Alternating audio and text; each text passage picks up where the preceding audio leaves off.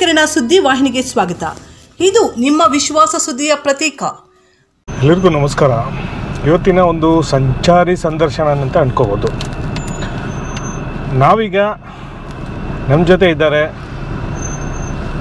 ಈ ಜಿಲ್ಲೆಯ ಅನೇಕ ಕಡೆ ಅಸ್ಪೃಶ್ಯತೆಯನ್ನು ಹೋಗಲಾಡಿಸಲು ಹಗಲಿರಲು ಶ್ರಮಿಸುವಂಥ ಪ್ರಾಧ್ಯಾಪಕರು ಆದಂತಹ ಅರಿವು ಶಿವಪ್ಪ ಅವರು ನಮ್ಮ ಜೊತೆ ಇದ್ದಾರೆ. ಈಗ ನಾವು ಒಂದು ಗ್ರಾಮಕ್ಕೆ, ಅಂದರೆ ಮುಳಬಾಲ್ ತಾಲೂಕಿನ ಒಂದು ಮೋತಕ್ಪಲ್ಲಿ ಪಂಚಾಯಿತಿಯ ಒಂದು ಗ್ರಾಮಕ್ಕೆ ಹೋಗ್ತಾ ಇದ್ದೀವಿ. ಅಂದರೆ ಅಲ್ಲಿಯ ವಾತಾವರಣ ಹೇಗಿದೆ, ಅಲ್ಲಿಯ ಜನಜೀವನ ಯಾವ ಥರ ಇದೆ, ಅಲ್ಲಿನ ಶಾಸನಗಳೇನಿದೆ, ಇದನ್ನೆಲ್ಲ ಒಂದು ಕೆಲವು ವಿಚಾರಗಳನ್ನು ನಿಮ್ಮ ಮುಂದೆ ಇಡೋದಕ್ಕೆ ನಾವು ಒಂದು ಈ ಸಂಚಾರಿ ಸಂದರ್ಶನ ಜೊತೆಗೆ ಆ ಊರಿನ ಆ ಜನರ, ಅಲ್ಲಿನ ಶಾಸನಗಳು, ಆ ಊರಿಗೆ ಒಂದು ಯಾವ ಥರ ಹೆಸರು ಬಂದಿದೆ, ಇದನ್ನೆಲ್ಲ ಕುರಿತು ಒಂದು ಚಿಕ್ಕ ಸಂದರ್ಶನವಾಗಿ ನಿಮಗೆ ಪರಿಚಯ ಮಾಡಿಕೊಳ್ಳುವ ಒಂದು ಕಾರ್ಯಕ್ರಮ ಈ ಸಂಚಾರಿ ಸಂದರ್ಶನದೊಂದಿಗೆ ಆ ಗ್ರಾಮದ ಕಾರ್ಯಕ್ರಮವನ್ನು ನಿಮ್ಮ ಮುಂದೆ ಇಡೋದಕ್ಕೆ ಬಯಸ್ತಾ ಇದ್ದೀವಿ. ನಮ್ಮ ಜೊತೆ ಈಗ ನಮ್ಮ ಸಂಚಾರಿಯಾಗಿ ಅರಿವು ಶಿವಪ್ಪ ಇದ್ದಾರೆ. ಈ ಕಾರ್ಯಕ್ರಮಕ್ಕೆ ಸ್ವಾಗತ ಸರ್. Thank you sir. ನಮಸ್ಕಾರ. ಹೇಳಿ ಸರ್, ಮೊದಲನೇದಾಗಿ ಈ ವರ್ಷ ಹೆಚ್ಚು ಬಿಸಿಲು, ಹೌದು, ಕಾರಣ ಏನಿರ್ಬೋದು ಸರ್? ಇದು ಒಂದು ಮನುಷ್ಯನನ್ನ ನಾವು ಒಂದು ಕಾರಣ ಅಂತ ಪರಿಗಣಿಸೋದು ಒಂದು. ಎರಡನೇದು, ನಿಸರ್ಗ ಕೂಡ ಅನೇಕ ಏನಂತ ಕರೆಯೋದು, ನಿಸರ್ಗವೇ ಹಲವು ಪಲ್ಲಟಗಳನ್ನು ಮಾಡ್ಕೊಂಡು ಬಂದಿದೆ. ಅಂದರೆ ಐಸ್ ಏಜ್ ಅಂತ ಏನು ಕರೀತೇವೆ, ಐಸ್ ಏಜು ಸುಮಾರು 4 ಬಾರಿ ಬಂದಿದೆ ಅಂತಲೂ ಅನೇಕರು ಹೇಳ್ತಾರೆ. ಹಾಗೆ ಪರಿಸರವೇ ತನ್ನ ಒಂದು ದಾರಿಯನ್ನು ಕಂಡುಕೊಳ್ಳುತ್ತೆ ಅಂತ ಹೇಳ್ತಾರೆ. ಮನುಷ್ಯ ಖಂಡಿತವಾಗಿ ಒಂದು ಕಾರಣ ಆಗಿದ್ದಾನೆ. ಕಾಡನ್ನು ನಾಶ ಮಾಡಿರುವಂಥದ್ದಾಗಿರ್ಬೋದು, ನೀರಿನ ಸೆಲೆಗಳನ್ನು ನಾಶ ಮಾಡಿರುವಂಥದ್ದಾಗಿರ್ಬೋದು. ಸೊ ಈ ಥರದ್ದು ಒಂದು ಕಾರಣ ಇದ್ದೇ ಇದೆ. ಅದರ ಜೊತೆಗೆ ಪರಿಸರವೂ ಕೂಡ ಅದು ತನ್ನ ಸ್ಥಿತಿಯನ್ನು ತಾನೇ ಬದಲಾಯಿಸಿಕೊಂಡು ಈ ರೀತಿಯ ಸ್ಥಿತಿಗೂ ಕೂಡ ಒಂದು ಕಾರಣ ಆಗಿರ್ಬೋದು. ಬರೀ ಮನುಷ್ಯನನ್ನೇ ನಾನು ದೂಷಣೆ ಮಾಡಲಿಕ್ಕೂ ಕೂಡ ರೆಡಿ ಇಲ್ಲ ಅನ್ನುವಂಥದ್ದು. ಹೇಳಿ ಸರ್. ಅದೇ ರೀತಿ ಅನೇಕ ರಾಜಕಾರಣಿಗಳು ನಾವು ಆ ತಾಲೂಕನ್ನು ಆ ಥರ ಅಭಿವೃದ್ಧಿ ಮಾಡ್ತೀವಿ, ಈ ಥರ ಮುಖ್ಯವಾಗಿ ಬೇಕಾಗಿರೋದು ಯಾವುದೇ ಒಂದು ಸ್ಥಳಕ್ಕೆ, ಯಾವುದೇ ಒಂದು ಊರಿಗೆ ಬೇಕಾಗಿರೋದು ಜನಪ್ರತಿನಿಧಿಗಳು ಅಂತ ನಾವು ಏನು ಆಯ್ಕೆ ಮಾಡ್ಕೊತೀವಿ, ಮುಖ್ಯವಾಗಿ ಅವ್ರು ಗಮನಿಸಬೇಕಾಗಿರೋದು ಏನು ಅಂಶಗಳಿರುತ್ತೆ ಸರ್ ಒಂದು ತಾಲೂಕಿಗೆ? ಸರ್, ಜನಪ್ರತಿನಿಧಿಗಳು ಬುದ್ಧಿವಂತರಾದರೆ ನೂರಾರು ಸೂಕ್ಷ್ಮತೆಗಳನ್ನು ಅವರು ಗಮನಿಸಿ ಕೆಲಸ ಮಾಡಲಿಕ್ಕೆ ಸಾಧ್ಯ ಇದೆ. ಆದರೆ ಇವತ್ತೇನಾಗಿದೆ, ಚುನಾವಣೆ ಬಹಳ ದೊಡ್ಡದು, ಚುನಾವಣೆ ಗೆಲ್ಲೋದೇ ದೊಡ್ಡದು ಅನ್ನುವಂಥ ರೀತಿಯಲ್ಲಿ ಇವತ್ತು ರಾಜಕಾರಣಿಗಳು ಭಾವಿಸ್ತಾ ಇರೋದ್ರಿಂದ ಜಿಲ್ಲೆಗೆ ಅಥವಾ ತಾಲೂಕಿಗೆ ಮಾಡಬೇಕಾದಂತಹ ಕೆಲಸಗಳ ಬಗ್ಗೆ ಹೆಚ್ಚು ಗಮನ ಕೊಡ್ತಾ ಇಲ್ಲ ಅಂತ ಅನಿಸ್ತದೆ. ಬರೀ ಒಂದು ತಾಲೂಕು, ಒಂದು ಜಿಲ್ಲೆ ಅಂತ ಹೇಳೋದು ಬೇಡ, ಬಹುತೇಕ ಕಡೆ ಹಂಗಾಗಿದೆ. ಅಂದರೆ ಚುನಾವಣಾ ಕೇಂದ್ರಿತ ರಾಜಕಾರಣ ಇವತ್ತು ಆಗೋಗಿದೆ. ಚುನಾವಣೆ ಸಂದರ್ಭದಲ್ಲಿ ಒಂದಷ್ಟು ದುಡ್ಡು ಖರ್ಚು ಮಾಡಬೇಕು, ಆ ದುಡ್ಡನ್ನು ನಾವೇನು ಅಧಿಕಾರದಲ್ಲಿ ಇರ್ತೀವಿ, ಆ ಅಧಿಕಾರ ಸಂದರ್ಭದಲ್ಲಿ ದುಡ್ಕೋಬೇಕು ಅನ್ನುವಂಥದ್ದು ಬಹುತೇಕ ಮಟ್ಟಿಗೆ ಇಡೀ ದೇಶದಲ್ಲಿ ಆ ರೀತಿಯ ಒಂದು ವಾತಾವರಣ ಇರೋದ್ರಿಂದ ಆ ಚುನಾವಣಾ ಪದ್ಧತಿಯನ್ನೇ ನಾವು ಬದಲಾಯಿಸಬೇಕು. ಅತೀ ಕಡಿಮೆ ವೆಚ್ಚದಲ್ಲಿ ಚುನಾವಣೆಯನ್ನು ಮಾಡುವಂಥ ವಿಧಾನವನ್ನು ಏನಾದರೂ ನಾವು ಜಾರಿಗೆ ತಂದುಬಿಟ್ರೆ, ಇಲ್ಲೀಗಲ್ ಆಗಿ ನಾವೇನೆಲ್ಲ ಖರ್ಚು ಮಾಡ್ತೀವಿ ಆ ಖರ್ಚುಗಳಿಗೆ ಪೂರ್ತಿ ಕಡಿವಾಣ ಹಾಕಿಬಿಟ್ರೆ ಖಂಡಿತವಾಗಿಯೂ ಒಳ್ಳೆಯ ರಾಜಕಾರಣಿಗಳನ್ನು ನೋಡ್ಬೋದು. ಆವಾಗ ಅವರು ನಿಜವಾಗಿ ಆ ತಾಲೂಕು ಅಥವಾ ಜಿಲ್ಲೆಗೆ ಏನು ಕೆಲಸ ಮಾಡಬೇಕು ಅದರ ಕಡೆ ಗಮನ ಕೊಡ್ಲಿಕ್ಕೆ ಸಾಧ್ಯ ಇದೆ. ನೂರಾರು ವಿಷಯಗಳಿದೆ ಸರ್. ಒಬ್ಬ ರಾಜಕಾರಣಿ ಗಮನಿಸಬೇಕಾದಂಥ ನೂರಾರು ವಿಚಾರಗಳಿದ್ದಾವೆ. ನೀವು ಹೇಳೋದ್ರಲ್ಲ, ಪರಿಸರದ ಕಾಳಜಿಯೂ ಸೇರಿದಂತೆ ನೂರಾರು ಸಂಗತಿಗಳ ಬಗ್ಗೆ ರಾಜಕಾರಣಿಯಾದಂಥವರು ಗಮನ ಕೊಡಬೇಕಾಗತ್ತೆ. ಇವತ್ತು ಯಾವ ಆಫೀಸ್ಗೆ ಹೋದರೂ ಕೂಡ ಲಂಚವಂತೂ ಎದ್ದು ಕಾಣುವ ಹಾಗೇನೆ ನಮ್ಮ ಮುಂದೆ ಇದೆ, ಹೌದಲ್ವಾ? ಯಾವ ಕೆಲಸವೂ ಕೂಡ ಲಂಚ ಕೊಡದೆ ಆಗಲ್ಲ ಅನ್ನುವ ರೀತಿಯ ವಾತಾವರಣ ಎಲ್ಲ ಕಡೆ ನಾವು ನೋಡ್ತಾ ಇದ್ದೀವಿ. ಸೊ ಲಂಚಮುಕ್ತ ಭಾರತವನ್ನು ನಾವು ನೋಡಿದರೆ ಮಾತ್ರ ಭಾರತವನ್ನು ನಿಜವಾದ ರೀತಿಯಲ್ಲಿ ಅಭಿವೃದ್ಧಿ ದೇಶ ಅಂತ ಹೇಳಲಿಕ್ಕೆ ಸಾಧ್ಯ ಇದೆ. ಅದರ ಬಗ್ಗೆನೂ ಶಾಸಕರಾಗಿರ್ಬೋದು, ಸಂಸದರಾಗಿರ್ಬೋದು ಅಥವಾ ಮಂತ್ರಿಗಳಾಗಿರ್ಬೋದು ಗಮನಿಸಬೇಕಾಗುತ್ತೆ ಒಂದು.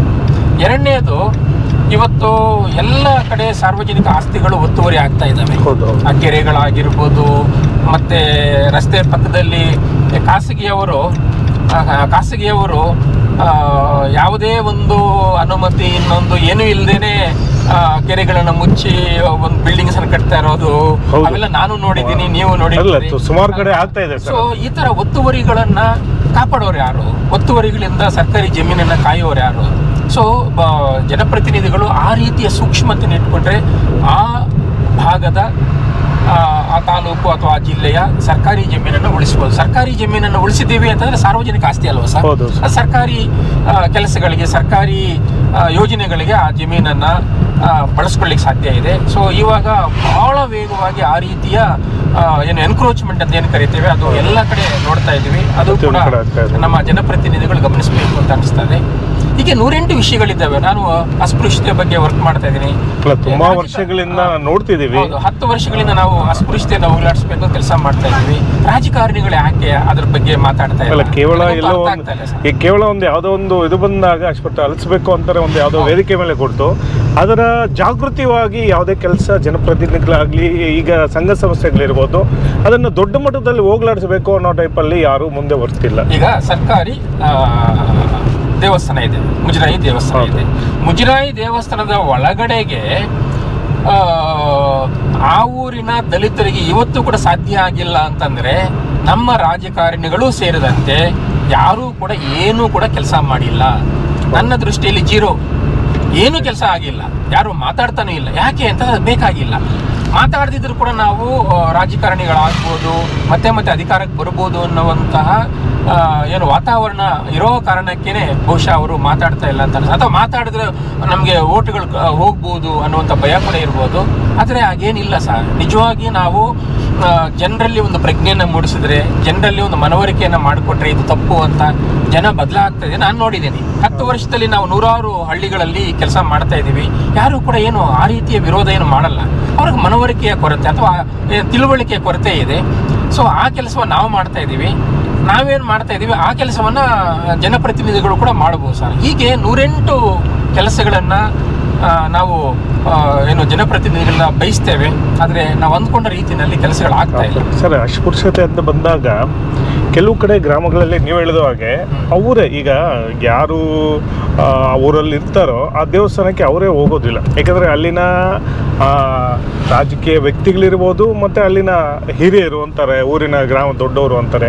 ಯಾಕೆ ಅಲ್ಲಿಂದನೇ ಅವರು ಒಂದು ನೋಡಮ್ಮ ಎಲ್ಲರೂ ಈಗ ಸಮಾನವಾಗಿ ನಾವೆಲ್ಲ ದರ್ಶನ ಮಾಡಬೇಕಾಗಿದೆ, ಎಲ್ಲರೂ ದೇವಸ್ಥಾನಕ್ಕೆ ಬರಬೇಕು ಅಂತ ಈ ಒಂದು ಸಿಸ್ಟಮ್ಯಾಟಿಕನ್ನು ಇದು ಮಾಡೋದಕ್ಕೆ ಅಂದರೆ ನಾವು ಹೋಗಬಾರ್ದು ಆ ದೇವಸ್ಥಾನಕ್ಕೆ ಅಂತ ಕೂಡ ಕೆಲವರು ಹಾಗೆ ಮುಂದೆ ನಾವು ಹಿಂದಿನ ಕಾಲದಿಂದ ಹಾಗೆ ಬಂದಿದ್ದೀವಿ, ಹಾಗೆ ಇರಬೇಕು ಅನ್ನೋ ಟೈಪಲ್ಲಿ ಆ ಕಟ್ಟುಪಾಡುಗಳನ್ನು ಒಡೆಯೋರು ಯಾರಿದ್ದಾರೆ ಸರ್? ಆ ಕಟ್ಟುಪಾಡುಗಳು ತುಂಬ ಇದೆ ಸರ್ ಈಗಲೂ ನೀವು ಹೇಳಿದಾಗೆ. ಸರ್ ಅದು ಏನಾಗಿದೆ, ಶತಮಾನಗಳಿಂದ ಬಂದಿರುವಂಥ ವಾಡಿಕೆ ಅಲ್ವಾ? ಆ ವಾಡಿಕೆಯನ್ನು ನಾವು ಬ್ರೇಕ್ ಮಾಡಬೇಕಾದ್ರೆ ಅದಕ್ಕೆ ಕೆಲವು ಸ್ಟೆಪ್ಸನ್ನು ನಾವು ತಗೋಬೇಕಾಗುತ್ತೆ. ಒಂದು, ದೇವಸ್ಥಾನ ಮುಂದೆ ಒಂದು ಬೋರ್ಡ್ ಹಾಕಬೇಕು. ನಾವೇನೇ ಹಲವು ವರ್ಷಗಳ ಹಿಂದೆ ಪದೇ ಸರ್ಕಾರದ ಗಮನಕ್ಕೆ ಈ ವಿಷಯವನ್ನು ತಂದು ಬೋರ್ಡ್ ಹಾಕೋದಕ್ಕೆ ಅನುಮತಿಯನ್ನು ಕೇಳಿದ್ವಿ. ಸೊ ರಾಜ್ಯ ಸರ್ಕಾರ ಎಲ್ಲ ಜಿಲ್ಲಾಧಿಕಾರಿಗಳು ಕೂಡ ಒಂದು ಪತ್ರ ಬರೆದು ಏನು ಅಂತಂದರೆ ಪ್ರತಿ ಮುಜರಾಯಿ ದೇವಸ್ಥಾನ ಮುಂದೆ ಬೋರ್ಡ್ ಹಾಕಿ ಅಂತ. ನಮ್ಮ ಜಿಲ್ಲೆಯಲ್ಲಿ ನಾವು ಪದೇ ಇನ್ಸಿಸ್ಟ್ ಮಾಡಿ ನಾವು ರಿಕ್ವೆಸ್ಟ್ ಮಾಡಿದ್ರಿಂದ ಒಂದು 800-900 ಬೋರ್ಡ್ ಹಾಕಿದ್ದಾರೆ. ಆದರೆ ಉಳಿದಂಥ ದೇವಸ್ಥಾನಗಳಲ್ಲಿ ಯಾಕೆ ಬೋರ್ಡ್ ಹಾಕಿಲ್ಲ ಅನ್ನೋದು ಒಂದು. ಮತ್ತೆ ಬೇರೆ ತಾಲೂಕುಗಳಲ್ಲಿ ಪೂರ್ಣವಾಗಿ ಯಾಕೆ ಬೋರ್ಡ್ಗಳನ್ನು ಹಾಕಿಲ್ಲ ಅಂದರೆ ಬೋರ್ಡ್ ಹಾಕೋದು ಒಂದನೇ ಸ್ಟೆಪ್ಸ್. ಅಂದರೆ ಶತಮಾನಗಳಿಂದ ಬಂದಿರುವಂಥ ವಾಡಿಕೆಯನ್ನು ಮುರಿಯುವಂಥ ಕಾಲ ಇದು ಅನ್ನೋದನ್ನು ತೋರಿಸ್ಕೊಡೋದಕ್ಕೆ ಆ ಬೋರ್ಡ್ ಒಂದು ಸ್ಟೆಪ್. ಎರಡನೇದು, ಬರೀ ಸರ್ಕಾರಿ ಅಧಿಕಾರಿಗಳು ಅಂತ ಹೇಳಲ್ಲ ನಾನು, ಎಲ್ಲರೂ ಕೂಡ ಅದು ಕನ್ಸರ್ನ್ ಇರ್ತಕ್ಕಂಥ ಪ್ರತಿ ವ್ಯಕ್ತಿ ಕೂಡ ಸಾರ್ವಜನಿಕ ದೇವಸ್ಥಾನದ ಮುಂದೆ ಜನರನ್ನು ಸೇರಿಸಿ, ಅಥವಾ ದೇವಸ್ಥಾನದ ಮುಂದೆನೇ ಅಂತಲ್ಲ, ಊರಲ್ಲಿ ಜನರನ್ನು ಸೇರಿಸಿ ಒಂದಷ್ಟು ವಿಷಯಗಳನ್ನ ಅವ್ರು ಹೇಳಬೇಕು. ನೋಡಿ, ಕಾಲ ಬದಲಾಗಿದೆ, ಸಮಾನತೆಯನ್ನು ಸಾರುವಂಥ ಸಂವಿಧಾನ ನಮ್ಮ ಮುಂದೆ ಇದೆ, ನಾವೆಲ್ಲ ಕೂಡ ವಿದ್ಯಾವಂತರಾಗಿದ್ದೀರಿ, ಎಲ್ಲರಲ್ಲೂ ಕೂಡ ಆರ್ಥಿಕ ಸಾಮಾಜಿಕ ಒಂದು ಉನ್ನತೀಕರಣ ಅಂದರೆ ಒಂದು ಸ್ಥಿತಿವಂತರಾಗಿದ್ದಾರೆ. ಸೊ ಇವತ್ತು ಕೂಡ ನಾವು ಕೆಲವರನ್ನ ದೇವಸ್ಥಾನ ದೂರ ಇಡೋ ತಪ್ಪು ಅನ್ನೋ ರೀತಿಯ ಮನವರಿಕೆಯನ್ನು ಮಾಡಿಕೊಡುವಂಥ ಕೆಲಸವನ್ನು ಮಾಡಬೇಕು. ಅದು ಎರಡನೇ ಇದು. ಒಂದೇ ದಿನ ಅದು ಆಗಬೇಕು ಅಂತಲ್ಲ, ಯಾಕೆಂದರೆ ಜನರಲ್ಲಿ ಆ ರೀತಿಯ ಒಂದು ಸಮಾನತೆಯ ಪ್ರಜ್ಞೆಗಳು ಇನ್ನೂ ಜಾಗೃತಗೊಳ್ಳದೇ ಇರುವಂಥ ಕಾರಣಕ್ಕೆ ನಾವು 1, 2, 3, 4, ಒಂದು 5-6 ಸಲ ಮೀಟಿಂಗ್ಸ್ ಮಾಡಿ ಅವ್ರನ್ನ ಒಪ್ಪಿಸಿ ಅವ್ರನ್ನೇ ಮುಂದೆ ಇಟ್ಟು ನಾವು ಕೆಲಸ ಮಾಡಬೇಕು ಸರ್. ಯಾವುದನ್ನು ಕೂಡ ಒತ್ತಾಯ ಮಾಡಿ ದೌರ್ಜನ್ಯದಿಂದ ಒಂದೇ ದಿನ ಆಗ್ಬಿಡ್ಬೇಕು ಅಂತ ನಾವು ಕೆಲಸ ಮಾಡಬೇಕಾಗಿಲ್ಲ. ಹಂತ ಹಂತವಾಗಿ ನಾವೇನಾದರೂ ಕೆಲಸ ಮಾಡಿದ್ರೆ ಅಸ್ಪೃಶ್ಯತೆಯನ್ನು ಕೆಲವೇ ವರ್ಷಗಳಲ್ಲಿ ಸಂಪೂರ್ಣವಾಗಿ ಹೋಗ್ಲಾಡಿಸ್ಲಿಕ್ಕೆ ಅವಕಾಶ ಇದೆ. ಆ ಕೆಲಸಕ್ಕೆ ನಾವೆಲ್ಲ ಕೂಡ ಮುಂದೆ. ನೀವು ಅನೇಕ ಕಡೆ ಹೋಗಿದ್ದೀರಾ, ಇಂಥ ಚಾಲೆಂಜ್ ಕೂಡ ತಗೊಂಡು ಹೋಗಿದ್ದೀರಾ. ನಿಮಗೆ ಆದಂತಹ ಘಟನೆಗಳು, ಕಹಿ ಘಟನೆಗಳಿರ್ಬೋದು, ಒಳ್ಳೆ ಘಟನೆಗಳಿರ್ಬೋದು. ಒಂದೂರಲ್ಲಿ ಸೇ ಬನ್ರಿ ನಾವು ಟೈಮ್ನು ವೆಲ್ಕಮ್ ಮಾಡ್ತಾರೆ, ಇನ್ನೊಂದು ಇದರಲ್ಲಿ ಎಲ್ಲೋ ಒಂದು ಕಡೆ ನಿಮ್ಮ ಮೇಲೆ ಯಾವುದೋ ಒಂದು ಪ್ರಭಾವ ಬೀರುವಂತಹ ಸನ್ನಿವೇಶಗಳು ನಡೆದಿದೆ. ಅಂಥದ್ದೇನಾದರೂ ಕಹಿ ಘಟನೆಗಳಿದೆಯಾ ಸರ್ ನಿಮಗೆ? ಸರ್, ನನಗೆ ಕಹಿ ಘಟನೆಗಳು ಬಹಳ ಕಡಿಮೆ.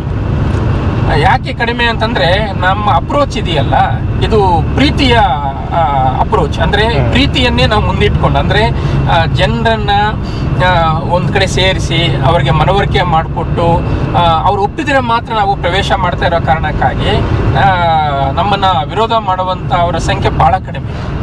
ಅಂತ ಒಪ್ಪಿಗೆ ಇಲ್ಲ ಅಂತಂದ್ರೆ ಖಂಡಿತವಾಗಿ ನಾವು ಮನೆ ಆಗಿರ್ಬೋದು, ಒಂದು ದೇವಸ್ಥಾನ ಆಗಿರ್ಬೋದು, ಪ್ರವೇಶ ಮಾಡುವಂತ ಕೆಲಸನೇ ಮಾಡೋದಿಲ್ಲ. ಸೊ ಇದು ಒಪ್ಪಿಗೆ ಪಡೆದು ಮಾಡುವಂತ ಕಾರಣದಿಂದಾಗಿ ಕಹಿ ಘಟನೆಗಳು ಬಹಳ ಕಡಿಮೆ ಇದ್ದಾವೆ. ಒಂದು ವಿಷಯ ಏನು ಅಂತ, ನಾವು ಹೆಚ್ಚು ಮನೆ ಪ್ರವೇಶಕ್ಕೆ ಈಗ ಗಮನ ಕೊಡ್ತಾ ಇದೀವಿ ಸರ್. ಯಾಕಂದ್ರೆ ಇಂಡಿವಿಜುವಲ್ ಆಸ್ತಿ ಅಲ್ವಾ, ವೈಯಕ್ತಿಕ. ಒಬ್ಬ ವ್ಯಕ್ತಿನ ನಾವು ಒಪ್ಪಿಸಿ ಮನೆ ಪ್ರವೇಶ ಮಾಡಬಹುದು. ಅದೇ ಒಂದು ದೇವಸ್ಥಾನ ಪ್ರವೇಶ ಅಂತ ನಾನು ಅನ್ನುವಂಥದ್ದಕ್ಕೆ ನಾವು ಸ್ವಲ್ಪ ಹಿಂದೆ ಇದ್ದೀವಿ ಈಗ ಇತ್ತೀಚಿನ ವರ್ಷಗಳು. ಯಾಕೆ ಅಂತಂದ್ರೆ ಅದು ಸರ್ಕಾರವೇ ಮಾಡಲಿ ಅಂತ, ಸರ್ಕಾರ ಒಂದು ಬೋರ್ಡ್ ಹಾಕ್ಲಿ, ಅವರು ಕೂಡ ಕೆಲಸ ಮಾಡಲಿ. ಯಾಕೆಂದ್ರೆ ನಾವು ಎಲ್ಲ ಕಡೆ ಹೋಗಿ ಪದೇ ಪದೇ ಊರವನ್ನ ಸೇರಿಸಿ ಮೀಟಿಂಗ್ಸ್ ಮಾಡಿ ನಮ್ಮ ಸಮಯ ಇದೆಯಲ್ಲ, ಆ ಸಮಯವನ್ನ ಅಲ್ಲೇನೆ ವ್ಯಯಿಸೋ ಬದಲಾಗಿ ಮನೆಗಳ ಪ್ರವೇಶದ ಕಡೆಗೆ ನಾವು ಹೆಚ್ಚು ಗಮನ ಕೊಡೋಣ ಅಂತೇಳಿ ಮನೆ ಪ್ರವೇಶದ ಕಡೆಗೆ ನಾವು ಹೆಚ್ಚು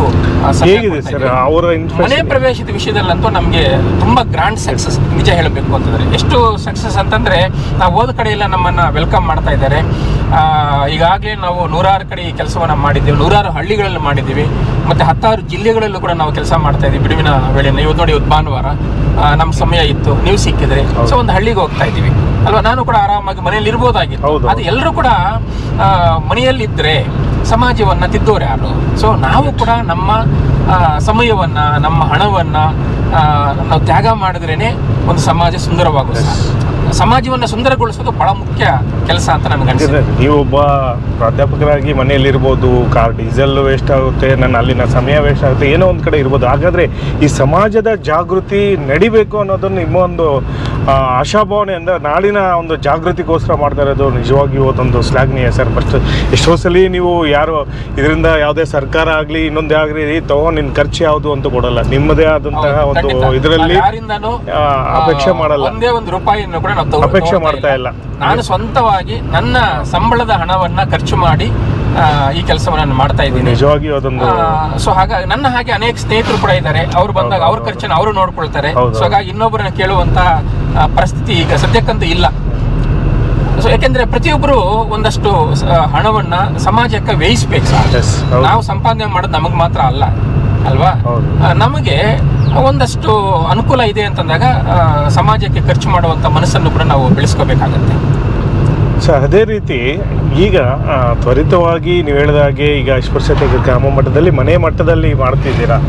ಅದೇ ರೀತಿ ಈಗ ಈ ಸರ್ಕಾರದೇ ಏನೋ ಒಂದು ಸುತ್ತೋಲೆ ಹೊಡಿಸಿ, ಸರ್ಕಾರದೇ ಒಂದು ಸುತ್ತೋಲೆ ಹೊಡಿಸದೆ ಒಂದು ಒಳ್ಳೆ ಕಾರ್ಯಕ್ರಮಗಳು ಮಾಡಿದ್ರೆ ಇದರಿಂದ ಏನಾದರೂ ಒಂದು ಸ್ವಲ್ಪ ಹೆಚ್ಚಿಗೆ ಬೇಗ ಆಗ್ಬೋದೇನೋ. ಖಂಡಿತ ಸರ್, ಅದೇ ನೀವು ಹೇಳಿದ್ರಲ್ಲ, ಜನಪ್ರತಿನಿಧಿಗಳು ಸೂಕ್ಷ್ಮ ಮನಸ್ಥಿತಿಯನ್ನ ಬೆಳೆಸ್ಕೊಂಡು ಈಗ ತುರ್ತಾಗಿ ಆಗಬೇಕಾದ ಕೆಲಸಗಳು ಯಾವುದು ಅನ್ನೋದನ್ನ ಅವ್ರು ಪಟ್ಟಿ ಮಾಡಿಕೊಂಡು ಅಧಿಕಾರಿಗಳನ್ನ ಎಚ್ಚರಿಸಿ, ಅಧಿಕಾರಿಗಳು ಪ್ಲಸ್ ನಮ್ಮ ಏನು ಜನಪ್ರತಿನಿಧಿಗಳಿದ್ದಾರೆ ಅವರಿಬ್ಬರು ಕೂಡಿ ಸಮಾಜವನ್ನ ಎಚ್ಚರಿಸುವ, ಸಮಾಜವನ್ನ ಬದಲಾಯಿಸುವ ಕೆಲಸಗಳಿಗೆ ಮುಂದಾದರೆ, ನಾ ಹೇಳದ್ನಲ್ಲ, ಶತಮಾನಗಳು ಬೇಕಾಗಿಲ್ಲ, ದಶಕಗಳು ಬೇಕಾಗಿಲ್ಲ, ಕೆಲವೇ ವರ್ಷಗಳಲ್ಲಿ ಇಡೀ ಭಾರತವನ್ನ ಅಸ್ಪೃಶ್ಯತೆ ಮುಕ್ತ ರಾಷ್ಟ್ರವನ್ನಾಗಿ ಮಾಡಲಿಕ್ಕೆ ಎಲ್ಲ ಅವಕಾಶಗಳಿದೆ.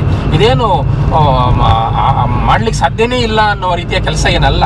ನಾವ್ಯಾರು ಕೂಡ ಕೆಲಸ ಮಾಡಿಲ್ಲ ಸರ್. ನೀವೇ ಹೇಳಿ, ಎಷ್ಟು ಜನ ನಾವು ಹಳ್ಳಿಗಳಿಗೆ ಹೋಗಿ ನೋಡಪ್ಪ ಇದು ತಪ್ಪು ಅಂತ ಹೇಳಿದೀವಿ, ಅಲ್ವಾ? ನಾವ್ ಯಾರು ಮಾಡ್ತಾ ಇಲ್ಲ ಕೆಲ್ಸ. ದಯವಿಟ್ಟು ಅಲ್ಲ ನಮ್ಮಿಂದ ಇನ್ನೊಂದು 10 ಜನ ಆದ್ರೆ ಇನ್ನೊಂದು 4 ಊರು ಹೋಗ್ತಾ ಇದ್ರೆ ಅಲ್ಲಿ ಬೇಗ ಆಗುತ್ತೆ. ಆ ಒಂದು ಪರಿಕಲ್ಪನೆ ಈಗ ನಾವು ಮಾಡ್ತಿದ್ದಾರೆ. ನಾವು ಒಂದು ಜೊತೆಗೆ ನಿಮ್ ಜೊತೆ ಸೇರ್ತೀವಿ, ನಾವು ಇಂಥ ಊರಿಗೆ ಹೋಗ್ತೀವಿ, ಒಂದು ಗ್ರೂಪ್ ಅನ್ನೋದು ಮಾಡಿದ್ರೆ ಸಮಾಜವನ್ನು ತಿದ್ದಬಹುದು. ಸಂಘ ಸಂಸ್ಥೆಗಳು ಕಟ್ಕೊಂಡು ನಾವು ಮಾಡ್ತೀವಿ, ನಾವೊಂದು ಎಲ್ಲೋ ಒಂದು ಕಡೆ ಭಾಷಣ ಮಾಡಿದ್ರೆ ಆಗಲ್ಲ. ಅದು ಗ್ರೌಂಡ್ ಲೆವೆಲ್ ಅಲ್ಲಿ, ಒಂದು ಬೇಸ್ಮೆಂಟ್ ಲೆವೆಲ್ ಅಲ್ಲಿ ಮಾಡಿದ್ರೆ ಮಾತ್ರ ಇದಕ್ಕೆ ಏನಾದ್ರೂ ನಾವು ಒಂದು ಪೂರಕವಾಗಿ, ಅಂದ್ರೆ ಅಟ್ಲೀಸ್ಟ್ ನಾವು ಒಂದು 100ರ ಗಡಿ ದಾಟಬಂದು ಕೇವಲ ಒಂದು 20-30-50% ದಾಟೋದಕ್ಕೆ ಸ್ವಲ್ಪ ದಿನಗಳ ಕಾಲ ಅದನ್ನ ತಗೋಬಹುದು. ನಾವೆಲ್ಲ ಒಂದು ಭಾಷಣ ಮಾಡಿ ನಾವು ಇದೇ ರೀತಿ ಮಾಡಬೇಕು, ಇದೇ ರೀತಿ ಇರಬೇಕು, ಅಶ್ವತ್ಥ ಹೋಗ್ಲಾಡಿಸ್ಬೇಕು ಅಂತ ಎಲ್ಲೋ ಒಂದು ಕಡೆ ಮಾಡಿದ್ರೆ ಆಗಲ್ಲ ಸರ್. ಗ್ರೌಂಡ್ ಲೆವೆಲಲ್ಲಿ ಇದು ಮಾಡಿದ್ರೆ ಮಾತ್ರ ಜನರಲ್ಲಿ ಒಂದು ಜ್ಞಾನ ಅಂತ ರಾಗಿಸ್ಬೋದು. ಹೌದು, ಇದು ನಾವು ಮಾಡ್ತಾ ಇರೋದು ತಪ್ಪು ಅನ್ನೋ ಭಾವನೆಗೆ ಅವರು ಮನತಿದ್ದುವ ಕೆಲಸ ಮಾಡಬೇಕಾಗಿದೆ. ಹೌದು ಸರ್, ಆಗಲಿ ಸರ್, ಆಗುತ್ತೆ. ಮೂಡಲಕಿರಣ ಯೂಟ್ಯೂಬ್ ಚಾನಲ್ ಅನ್ನು ತಪ್ಪದೇ ಸಬ್ಸ್ಕ್ರೈಬ್ ಮಾಡಿ, ಲೈಕ್ ಮಾಡಿ, ಶೇರ್ ಮಾಡಿ. ನಮ್ಮ ಮುಂಬರುವ ಎಲ್ಲಾ ವಿಡಿಯೋಸ್ಗಳಿಗಾಗಿ ಪಕ್ಕದಲ್ಲೇ ಇರುವ ಬೆಲ್ ಬಟನ್ ಅನ್ನು ಒತ್ತಿ.